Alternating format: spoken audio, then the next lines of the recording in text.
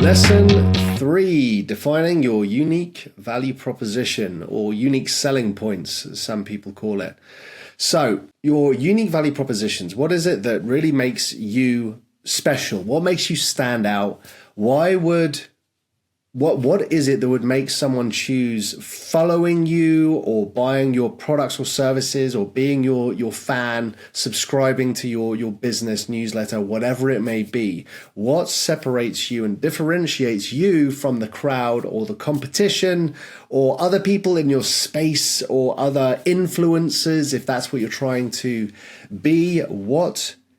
Because the whole point of your unique value proposition is there are two ends of the spectrum. One end is generic, right? And looks and feels the same as everything else. The other end of that spectrum is pure uniqueness. What makes you stand out? And the more unique and differentiated, and you'll get sick of me saying this word, authentic you can be, and the more you define that, what you'll generally find, always exceptions to the rule, but what you'll generally find is the more you resonate with your target audience and the more you emotionally engage them, right? So the further you are to the uniqueness scale here, the more you lean into that. If you're doing it with your goals and your audience in mind, the more you're going to connect with them, right? So a good way to think about this, guys, is start listing a few of your strengths and maybe even weaknesses. Well, no, not weaknesses. Focus on strengths here. And not that these are supposed to be giving you homework, guys. These are just very basic foundational lessons. And the reason I'm doing it, let me give you a bit of the method behind the madness. Even if you're just blasting through these are a few minutes each.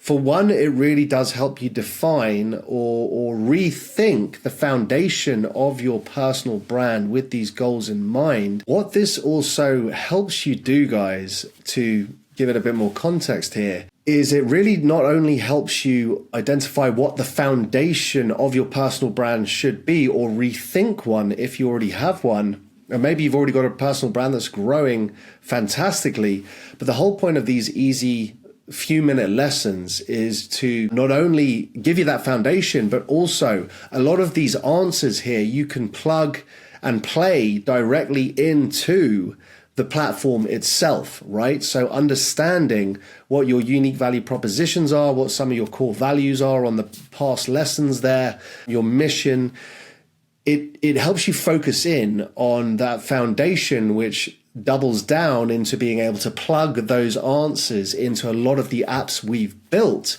to get the best outputs that are most effective for you to use, right?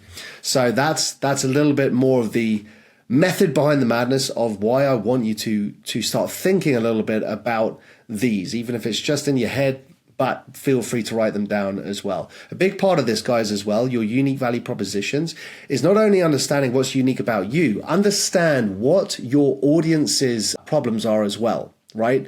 Consider the problems that your audience faces. What challenges are you there to help them solve? Now, I understand some people in here might just be trying to build a following, but even so, if you're not specifically trying to start a business and solve a problem, it still helps to identify. It's very rare that someone applies to all demographics, all ages, and all aspects of life, right? You need to figure out, and all of the biggest personal brands in the world, they have a specific or maybe a few demographics that they really resonate with, right?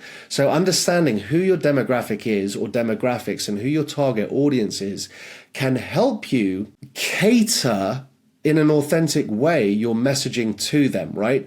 Because even influencers, if you just want to be an influencer, even influencers provide value. If they didn't, they wouldn't be influencers, right?